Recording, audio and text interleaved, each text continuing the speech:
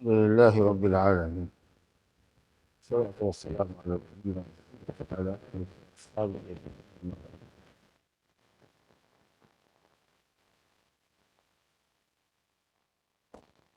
وعنه عن ابن عباس رضي الله عنه قال سمعت رسول الله صلى الله عليه وسلم يخطب يقول لا يخطبن رجل بامرأة إلا ومعها ذو محرم ولا تصافر المرأة إلا مع ذي محرم.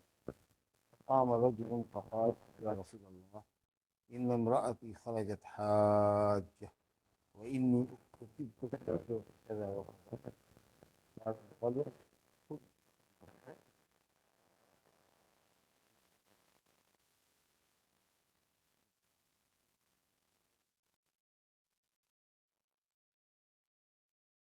کے بعد ہم لوگ گزر رہے ہیں اس کی فضیلت اور جس پر حج فرض ہے اس کا بیان چل رہا ہے. دو درس ہمارا ہو چکا ہے.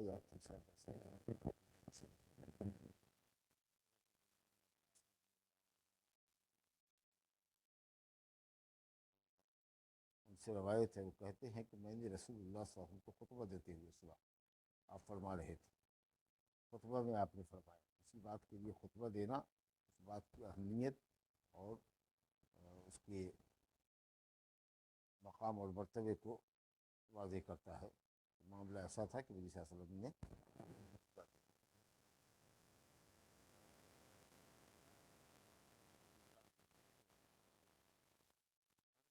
آدمی کسی عورت کے ساتھ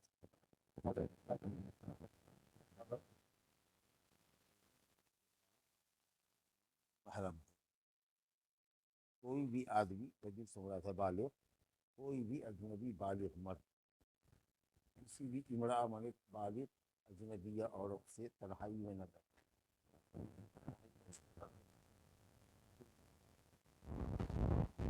آپ اجنبی ہر بھی مگر اسی صورت میں اس عورت کے پاس اس کا محرم ہو، ایسا کوئی رشتہ دار ہو اس کے پاس جس کا رشتہ کرنا، جس کا شادی کرنا اس عورت سے ہمیں شکریہ اس کو محرم ہے. اس باپ ہو، بھائی ہو، دادا ہو، اس سے عورت کا رشتہ ہمیشہ کے لیے حرام ہوتا ہے جب تک ایسا کوئی آدمی اس عورت کے پاس نہ ہو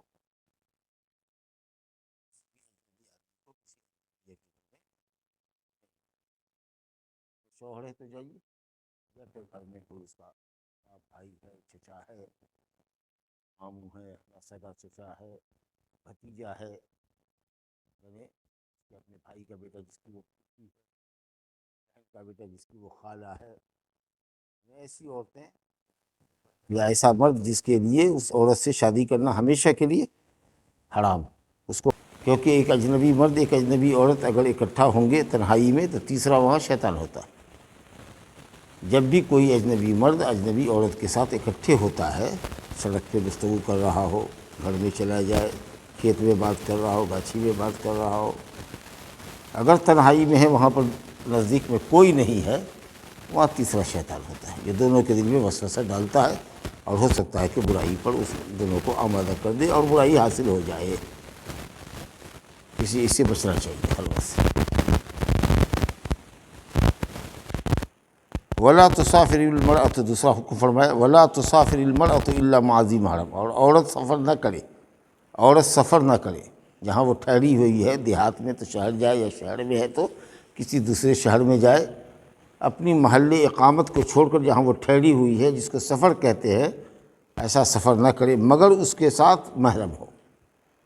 شوہر جا رہا ہے تو ٹھیک، شوہر جائے، اور نہیں تو اس کا محرم جائے. محرم جائے، بھابھی کے ساتھ جا رہا ہے دیور بھابھی کو دلی لے کے جا رہا ہے، لا حول ولا قوت الا باللہ، سمجھا کہ نہیں؟ دوست لے کے جا رہا ہے، حق تو یہ ہے کہ دوست لے کے جا رہا ہے، شوہر کا دوست آیا ہے شوہر کی بیوی کو لینے کے لیے. کس قدر بےغیرتی ہے. عورت سفر نہ کرے مگر شوہر کے ساتھ، اور نہیں تو اپنے محرم کے ساتھ، ایسے مرد کے ساتھ جس کے لیے وہ عورت ہمیشہ کے لیے حرام ہے. آپ دیور کے ساتھ نہیں جا سکتی، آپ بھابھی کے ساتھ نہیں جا سکتے،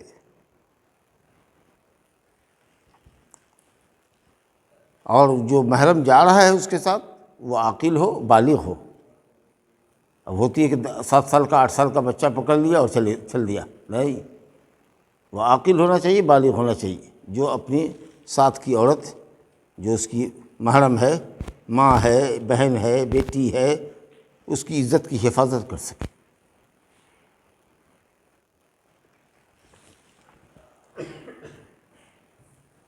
فقام رجل، جب یہ بات آپ فرما رہے تھے خطبے میں تو حاضرین مجلس میں سے ایک شخص نے کھڑے ہو کر کہا، یا رسول اللہ، میری بیوی حج کو جا رہی ہے یا حج کو نکلی ہے، اور میں فلاں غزوے میں یعنی فلاں جنگ میں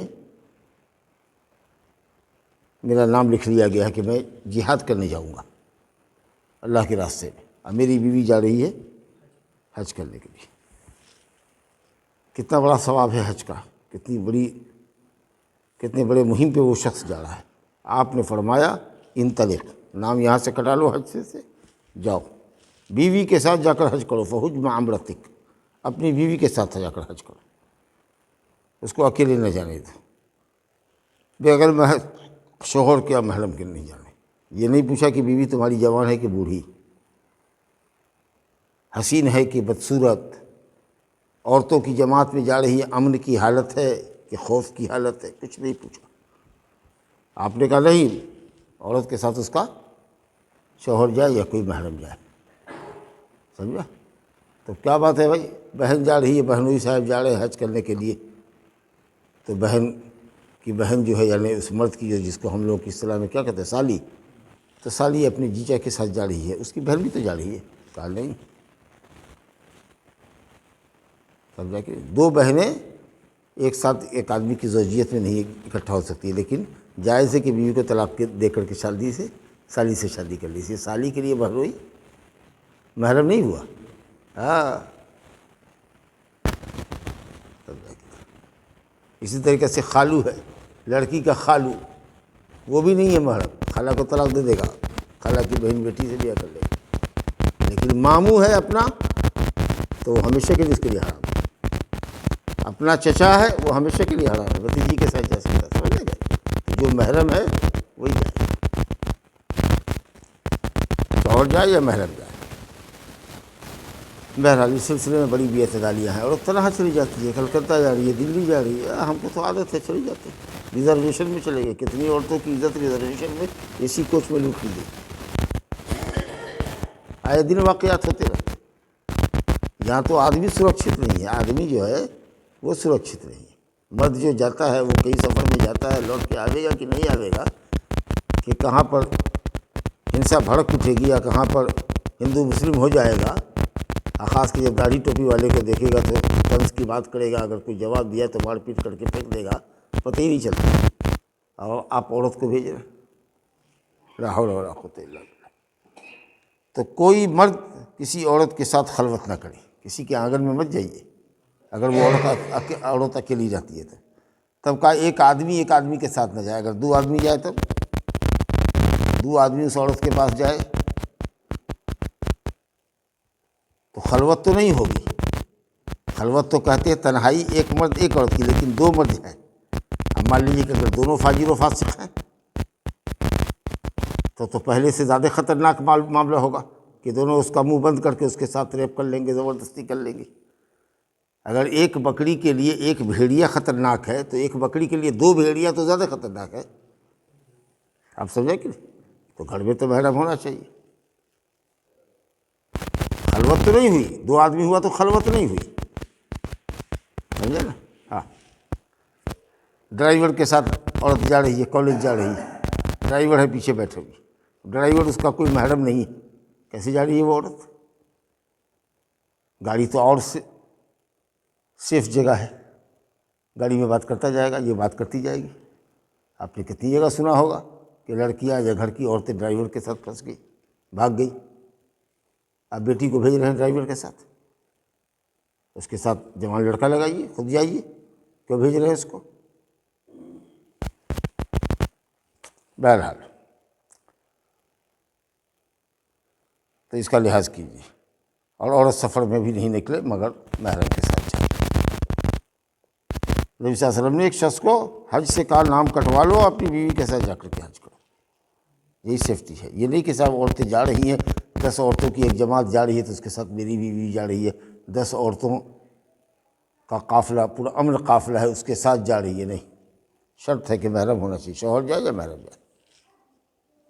بعض علماء کہتے ہیں کہ اگر امن ہے اور عورتوں کی ایک جماعت کے ساتھ جا رہی ہے تو جا سکتی ہے، لیکن نہ، اب یہیں پر کہہ دے تو خراب نہ مانیے گا۔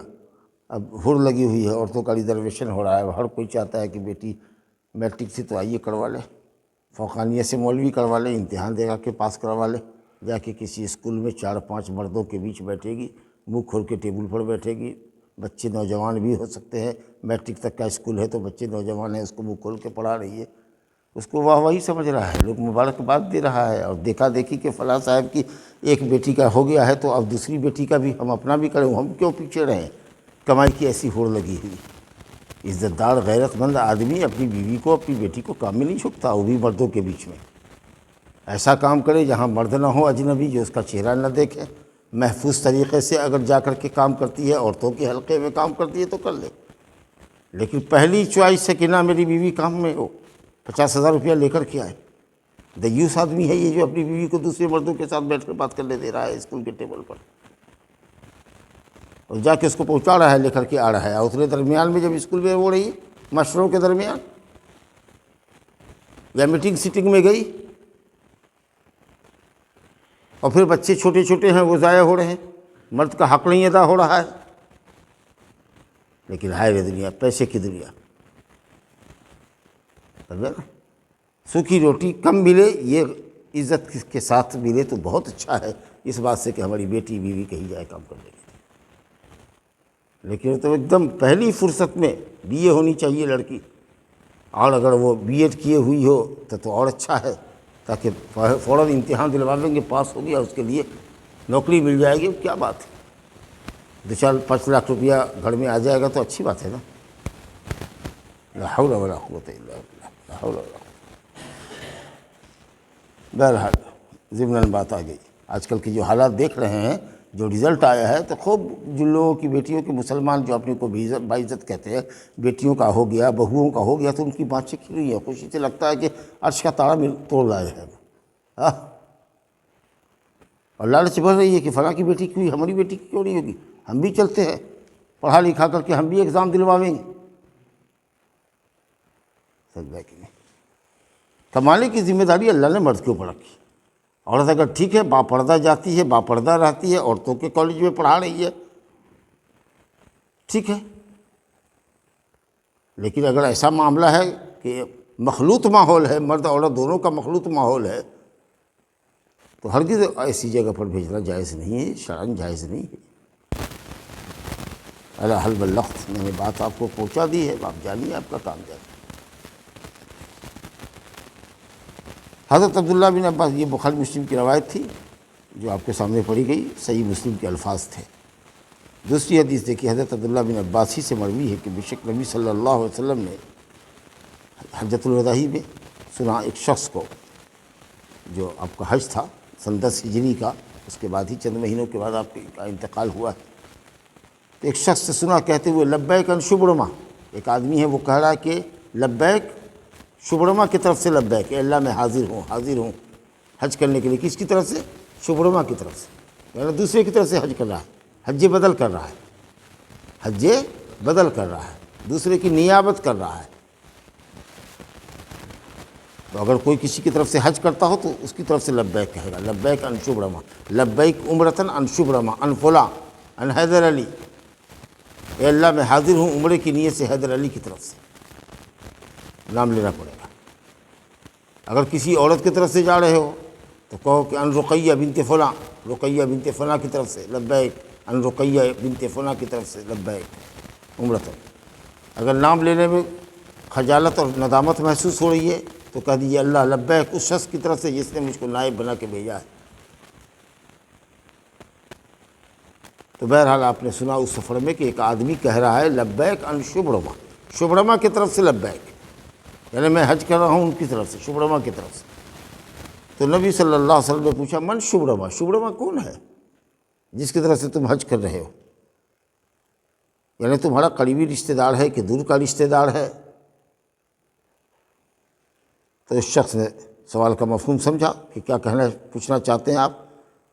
تو اس شخص نے کہا اخ لی اور قریب لی، دو میں سے کوئی ایک لفظ کہا. راوی کو شک ہے کہ وہ میرا بھائی ہے یا میرا کوئی قریبی رشتہ دار ہے. تو قریبی رشتہ دار کی طرف سے تم گویا کہ حج کر رہے ہو، اس کو ثواب پہنچا رہے ہو. لگتا ہے کہ یا تو وہ قریبی رشتہ دار مر چکا ہے، اس کو ثواب دینا چاہتے ہو، یا ممکن ہے کہ زندہ ہو اور حج کرنے سے وہ عاجز ہو، نہیں جا سکتا، سواری پر نہیں بیٹھ سکتا ہے، تو تم اس کی طرف سے حج کر رہے ہو. تو آپ نے یہ سوال کیا حججت عن نفسک، حججت عن نفسک، کیا تم نے اپنی طرف سے حج کیا ہے؟ اپنا فریضہ ادا کیے ہو اپنی طرف سے، فریضہ حج؟ تو اس نے کہا نہیں، لا. تو آپ نے کہا حج عن نفسک، پہلے اپنی طرف سے حج کرو. اللہ نے جب تم پر حج فرض کیا ہے تو دوسرے کی طرف سے جو نفلی حج کر رہے ہو یا اس کو حج کا ثواب دینا چاہتے ہو، اپنے باپ بھائی کو جو ثواب پہنچانا چاہتے ہو جو مر گیا ہے، تو پہلے اپنا نہ فرض ادا کرو. اس سال اپنا کرو، اگلے سال باپ کی طرف سے کر لو جو مرا ہوا ہے. پہلے تو اللہ نے تم پر حج فرض کیا، تم کرو، اس کے بعد دوسرے کی طرف سے کرنا. آپ سمجھ رہے ہیں نا؟ پہلے اپنا فرض ادا کرو. تو معلوم یہ ہوا کہ اگر آپ کسی کا حج بدل کرنے جا رہے ہیں تو پہلے آپ کو اپنی طرف سے حج اور عمرہ فرض کا ادا کر لینا ضروری ہے. پہلے اپنی طرف سے حج کر چکے ہوں آپ، تب آپ کسی رشتہ دار کی طرف سے حج کرنے کے لیے جائیے. سمجھا؟ یا اگر کسی کو بھیج رہے ہیں تو اس سے پوچھیں کہ آپ اپنا حج کر چکے ہیں؟ جی حج کر چکے ہیں. آدمی نیک ہے، صالح ہے، صحیح طریقے سے حج کے ارکان جانتا ہے، کر سکتا ہے، کہے گا کہ مہربانی کر کے میرے والد کی طرف سے سال آپ جائیے، حج کرائیے. سمجھے؟ کہ خرچہ دیجیے اس کو، جائے گا وہ حج کرے گا، اور حج کرے گا انشاءاللہ. آپ کے مجید کی طرف سے تو حج ہوئے گا، اس کو بھی اللہ تعالیٰ حج کا ثواب دے گا، کیونکہ حج کے ارکان تو وہ ادا کر رہا ہے. جس کی طرف سے کر رہا ہے اس کو بھی ملے گا، اللہ تعالیٰ اس کو بھی حج کا ثواب دے گا. نماز پڑھے گا وہاں تو 1,00,000 نماز کا ثواب اس کو ملے گا. چلیے، تو پہلے اپنی طرف سے حج ہو، تب دوسری کی طرف سے حج بدل کرو. یہ ایک بڑی اچھی بات معلوم ہوئی. حدیث موقوف بھی ہے، ابن عباس کے فتوے کی حیثیت سے بھی ہے، اور حدیث مرفوع بھی ہے، نبی صلی اللہ علیہ وسلم کے قول کی حیثیت سے بھی. صحیح ہے کہ نبی صلی اللہ علیہ وسلم کا یہ فرمان ہے کہ دوسرے کی طرف سے حج بدل کرنے والا پہلے اپنی طرف سے حج کر لیا. تیسری حدیث جو اس باب کی ہے ابن عباسی رضی اللہ عنہ سے مروی ہے. کئی حدیثیں ایک دم مسلسل دیکھ رہے نا، ابن عباس سے ہی آ رہی. قال، کہتے ہیں خطبنا رسول اللہ صلی اللہ علیہ وسلم فقال، ہمیں رسول اللہ صلی اللہ علیہ وسلم نے خطبہ دیا. یہاں بھی دیکھیے معاملے کی اہمیت ہے. کوئی چیز جب اہم ہوتی تھی نبی صلی اللہ علیہ وسلم خطبہ دیتے اور اس میں لوگوں کو اسلام کے احکام بیان کرتے. منبر رسول سے یہ گفتگو ہو رہی ہے. تو آپ نے فرمایا ان اللہ کتب علیکم الحج، اے لوگو اللہ نے تم پر حج فرض کیا. ظاہر ہے کہ حج فرض ہے مستطیع پر جو استطاعت رکھتا ہو حج کرنے کی، اور یہ بھی آپ سن چکے ہیں کہ ایک ہی مرتبہ. لیکن یہاں دیکھیے جب آپ نے یہ فرمایا کہ اے لوگو اللہ نے تم پر حج فرض کیا ہے، تو اقرع بن حابس التمیمی نام کا ایک آدمی جو اپنے ایک قبیلے کا سردار ہے، اور جب یہ آدمی مسلمان ہوا تھا تو نبی صلی اللہ علیہ وسلم نے اس کو بہت زیادہ مال و منال دیا تھا کہ اسلام پر یہ جمع رہے، قائم رہے، تاکہ اگر یہ مسلمان رہا تو اس کا پورا کنبہ اور پورا قبیلہ، پورا گاؤں مسلمان ہو جائے گا. تو اقرع بن حابس نے سوال کر دیا افی کل عام، کیا ہر سال حج؟ اب یہ سوال کرنا نہیں چاہیے تھا. جب اللہ کے نبی نے کہا کہ اے لوگوں تم پر حج فرض ہے، تو ایک مرتبہ حج فرض ادا کر دیا، ہو گیا. لیکن جو بات نبی صلی اللہ علیہ وسلم نے نہیں بتائی یا جس کا موقع محل نہیں تھا، وہ سوال آپ پوچھ رہے ہیں کہ کیا ہر سال؟ یہ سوال بالکل غیر ضروری تھا، نامناسب سوال تھا، نہیں کرنا چاہیے تھا. تو نبی صلی اللہ علیہ وسلم نے کہا کہ لو قلتھا لوجبت، اگر میں کہتا ہوں ہر سال تب تو واجب ہو جاتی. اس کا مطلب یہ کہ نبی صلی اللہ علیہ وسلم کے بھی قول سے کوئی چیز واجب اور فرض ہوتی ہے. جیسے اللہ کے فرمان سے کوئی چیز واجب اور فرض ہوگی، نبی کے فرمان سے بھی ہوگی. اگر میں کہتا ہاں تو واجب ہو جاتا ہر سال. اب مان لیجئے کہ 100 ملین آدمی ہیں، سمجھا کہ نہیں؟ 10 ارب کے قریب اگر مسلمان ہیں، 5 ارب مان لیجئے، چلیے 2.5 ارب مان لیجئے. اگر اتنا آدمی ہی دنیا میں اگر مالدار ہو اور ہر سال حج کرے تو قسم اللہ کی مکے میں تل رکھنے کی بھی جگہ نہیں ہوگی۔ مکہ کی آبادی اور یہی جو 20-25-30 لاکھ لوگ جاتے ہیں، تو کیا حج کے زمانے میں موسم ہوتا ہے وہاں جانے والے سے پوچھیں۔ اور اگر مان لیجئے کہ صاحب کروڑ نہیں 200 کروڑ 300 کروڑ لوگ اگر ایک ساتھ مکے میں چلے جائیں، تو پورے مکے کی آبادی اور ایک ایک انچ جگہ میں بھی وہ لوگ نہیں اکٹھے ہو سکتے تھے، نہ کبھی طواف ہو سکتا تھا، نہ کبھی صفا مروہ کی سعی ہو سکتی تھی، نہ کبھی عرفات میں ان کو جگہ ٹھہرنے کی ملتی۔ اللہ اکبر۔ اور خاص کر کے اس زمانے میں تو اب لوگوں کو عام پیسہ ہو گیا، اس قدر ہے کہ سالوں بھر عمرے میں رش ہے، ایسا لگتا ہے کہ جیسے حج کا سماں ہے یا رمضان کا عمرہ ہے، اس طریقہ سے بھیڑ ہے، لوگوں کی رگڑ پڑ رہی ہے ابھی اس زمانے میں جو لوگ گئے۔ اللہ اکبر، کتنا بڑا احسان ہے اللہ تعالیٰ کا۔ آپ نے فرمایا کہ اگر میں کہہ دیتا ہاں تو واجب ہو جاتا، اور پھر بعد میں کہا کہ تم اس کی طاقت نہیں رکھتے، یہ سوال عبث ہے، بیکار تھا، سمجھا کہ نہیں؟ الحج مرہ، یاد رکھو حج ایک ہی مرتبہ ہے عمر میں، ایک ہی مرتبہ فرض، فما زیادہ، اور اس کے علاوہ جو بھی حج کرو گے وہ سب نفل ہوگا۔ لیکن اس کے ایک مرتبہ حج فرض کے بعد کب فرض حج ہو جائے گا؟ اگر آدمی منت مان لے، اگر ایسا ہوا تو میں اللہ کے لیے حج کروں گا اور وہ کام اللہ نے اپنے فضل سے کر دیا، تو آپ کو اس منت کو پورا کرنا واجب اور فرض ہوگا۔